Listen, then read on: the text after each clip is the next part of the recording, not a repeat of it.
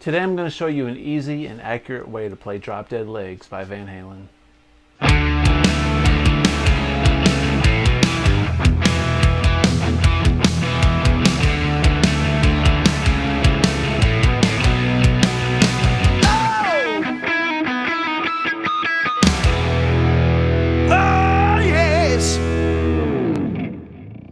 Hey everybody, today I'm going to show you an easy and accurate way how to play Drop Dead Legs by Van Halen. I did a lesson on this song about 7 months ago, but since then I've had a lot of people comment about this song, and my channel's relatively new, and even though we're growing in subscribers monthly, a lot of folks don't know that these old lessons exist. So today I'm going to revisit this lesson and maybe approach it a little bit differently and show you some easier tips and ways to get the tone and sound on this song and the playing accurate so you can sound like Eddie. This is a very elusive track that a lot of people struggle with, and I myself struggled with it for a long time. I still do, but I've got it really close. I'm going to show you the secrets. Okay, so let's take a look at it. First of all, I'm tuned to standard tuning today, and I'm in drop D, so the low E string is tuned to a D, so an open D chord sounds like this. Alright, so first things first, with your tone, you've got to get a nice beefy fat tone with lots of distortion, but you've got to be able to roll back on that tone by rolling back on the volume a little bit and cleaning up, right? So full blast, we're like, and that was a trick that Eddie did. He had a lot of gain, a lot of volume, so when he needed it, it was there. Then he could roll back. There's parts of the song where he goes like, we got to hear these really cool, like the F major 7 chord. I'm going to show you. You got to hear those voicings. In order to hear those voicings when you roll back, you got to have less gain. But then when you really need it, you got to have that distortion ready on tap. Okay, so there's our tone. I'm running through a fractal X8. Many of you that watch my videos know this already, but I run through a fractal X8. I run through a Friedman BE patch with ML Labs Friedman IRs in stereo in the Pro Tools. I add delay and reverb in post just so I can control it later. I got a little bit of stereo chorus. So stereo delay, stereo reverb, and stereo chorus going on. And there's our effect. On 1984, Eddie had a little bit of chorus on his guitar, a little bit. And he had that stereo reverb and echo going, even subtly, all right? So that's our tone for today. Now this song is in D. The song starts on the 5 chord. It starts on this A major, okay? But we're going to be playing in A5, which is just A, E, A. It's 3 notes, okay? And then there's going to be another chord. It's a D major chord with an A bass, and it's shaped like that. And then there's an E major chord with an A on the bass. And it goes back to D major with A on bass, and back to A. All right, Eddie loved pedal tones. A pedal tone is like where we have this A, right? Then we're going to do a D. It's very 80s. I love this though. You hear it all throughout the Van Halen catalog, and that was really, I think Eddie's biggest signature was doing pedal tones on top of small chord voicings, triads and dyads, right? Really made a lot of cool stuff off of those. So the song starts with this A5, all right, and then he's going to slide in like that. That's an A major. He adds the major third to it with this B string on the 2nd fret. So then we're going to hammer on. We're on this A position. We're going to hammer on these to this D with the A pedal tone. Then we're going to slide up. Keep your fingers in this position. Keep them in this position. Play the open E string. And play the rest of the chord. These 2 notes together give it that nice drop dead leg sound that you hear. So he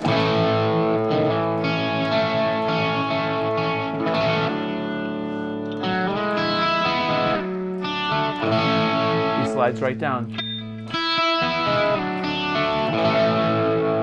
And we repeat. to start on the first fret on that D string. Slide it into this A. Maybe a little vibrato.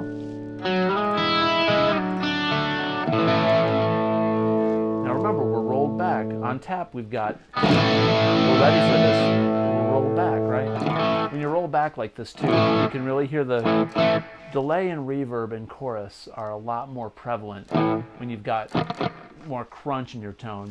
They really stand out in the tone. So that's one reason Eddie's tone on this record sounds so good, is because Eddie didn't really use a lot of distortion up until For Unlawful Carnal Knowledge. That's when he went to the 5150 and Soldano, and after that it was Gain City, which is cool, but I like the old Marshall Eddie sound, EL34s.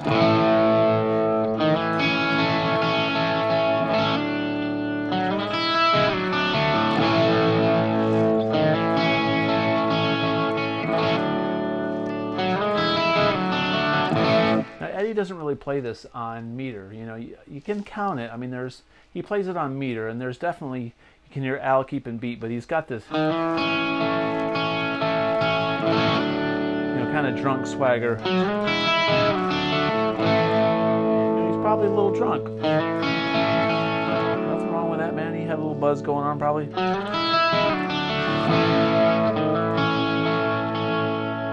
then he goes like this. After that last A, he takes his hand off the volume and he hits an F major 7 chord and he swells up. All right. He swells into the F major 7. Then we're going to palm mute this A chord, which is, I'm going to put my palm on the pickup and go right down. Right, then the song starts with this lick. Now we've got full bore gain.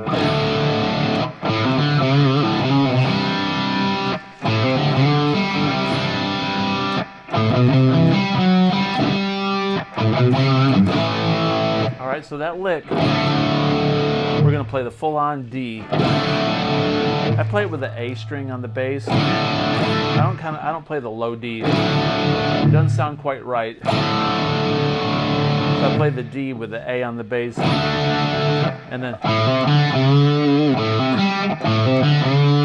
so what I'm going to do is I'm going to play the open A, hammer on the 3rd fret, which is a C, then play the open D, like that.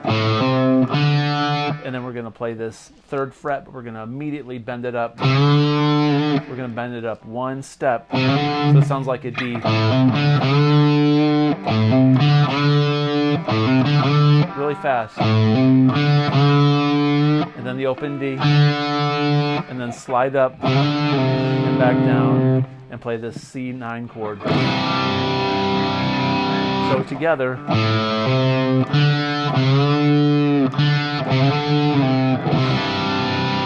up to speed, it sounds like.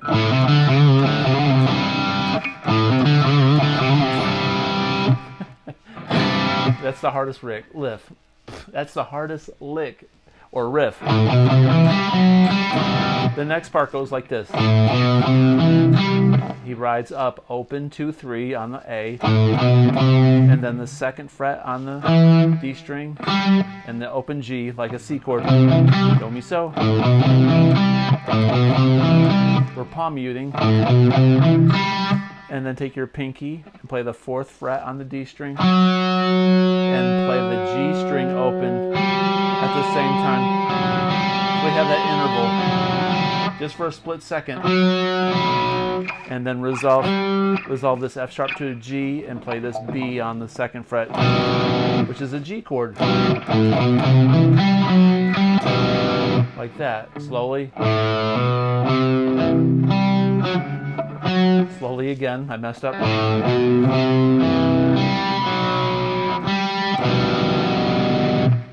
Up to speed.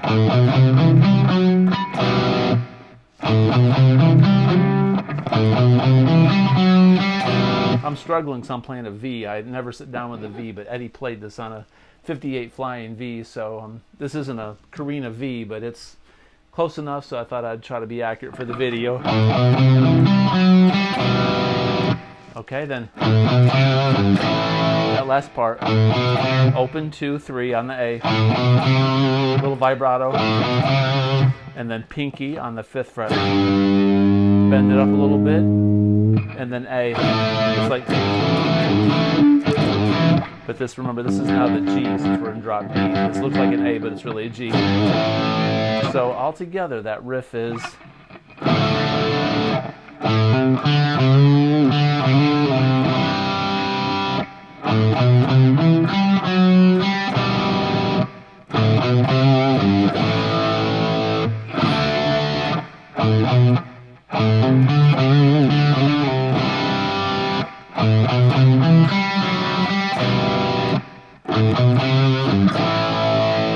Okay, and now this next part's just like the beginning, but it's, you know, kind of, it's got more of a 4/4 feel.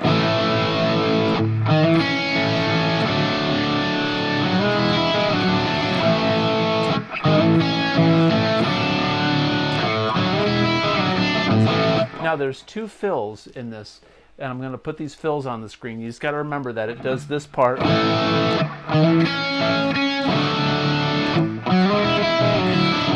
Just like the beginning, all right? But there's these 2 little fills in between those. The first time he doesn't do a fill, he just does that riff. And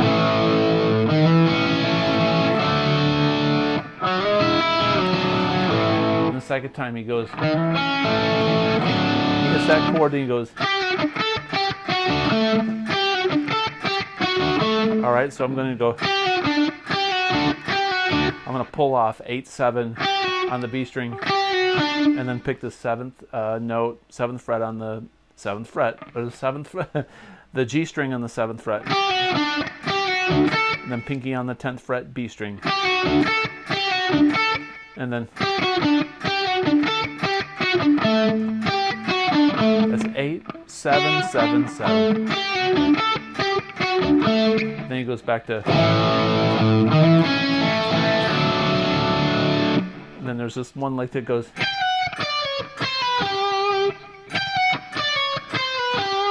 So what that is 15, 14, 15, 14 on the E and the B string. And then 13, 12 on the B string, and then 12 on the G. Okay, so that's all in between them.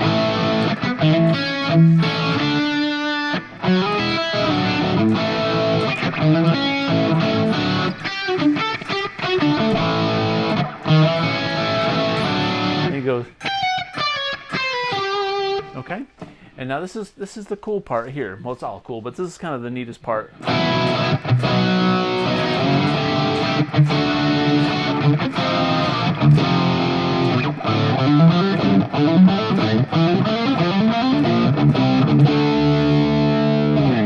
All right, so that is this. We're going to go B dominant 7, but it's going to be like with a sus4.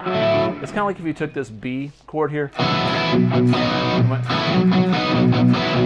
we're going to make it a B7, and we're going to do the sus4. We're going to resolve it. Then go D dominant 7, sus4, then a D.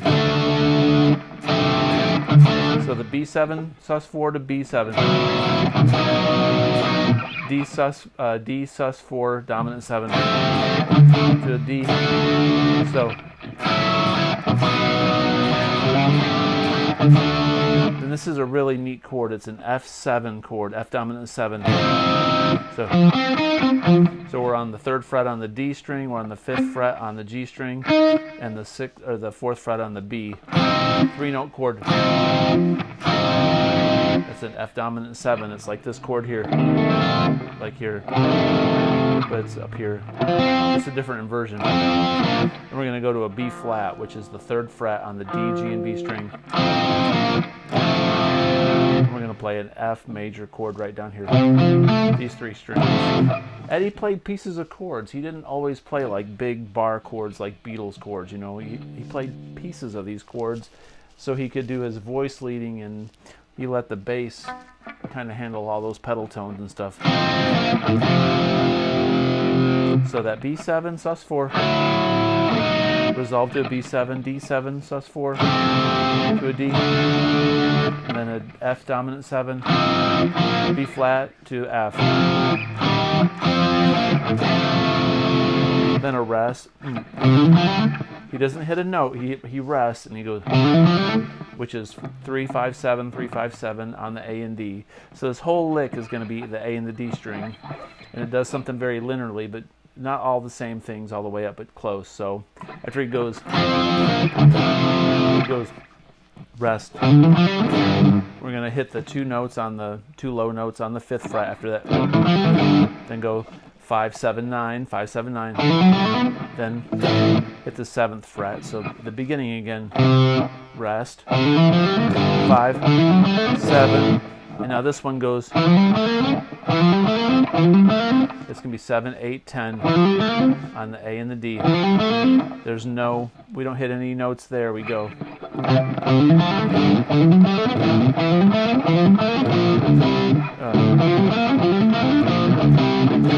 So after we do the 3 5 7 and then the 5 7 9, the next one is 7 8 10. Then we're going to go 8 10 12 on the A and the D. Then we go 8 10 12. So slowly from the F7.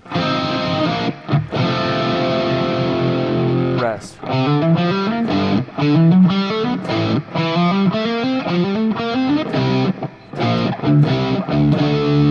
I'll take that again. So from the F7, rest.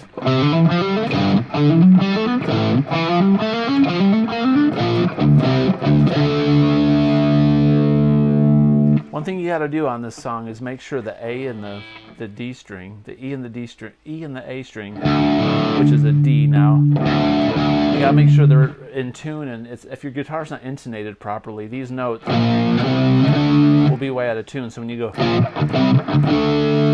to sound right on, like a 5th. So again, rest.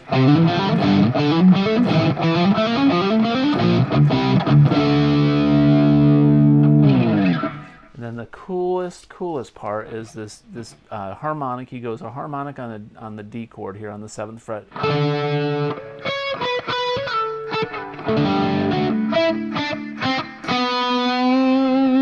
So once again, that goes like this.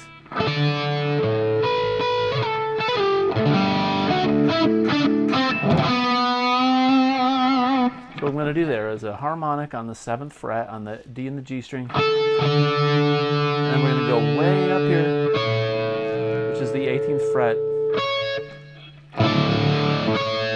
You got to let this harmonic ring out. So the D string is going to keep ringing out. Just 2 notes, the D and the G string. And then the G string on the 18th fret. Then, so what I'm doing there's 18, 16, 14.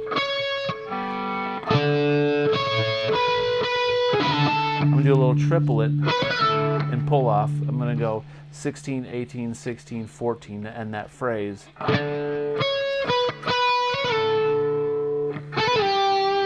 We're going to do it again, 14, 16, 12, like that. So then harmonics on the 12th fret, D and G string, 11th fret on the G, 9, 7, 5, 4, bend it up a half step, vibrato. So up to speed, it's something like this.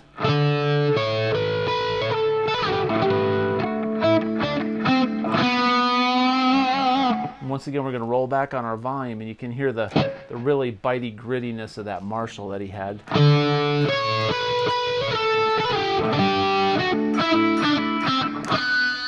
You don't get that. You don't get that bite if your amp is too gainy, right? And the harmonics will be like all crazy and all over the place. You don't get those overtones. You hear those overtones? The way those notes react with each other. you don't hear those intervals like that right there. And he played with those intervals, man. He danced with those intervals. And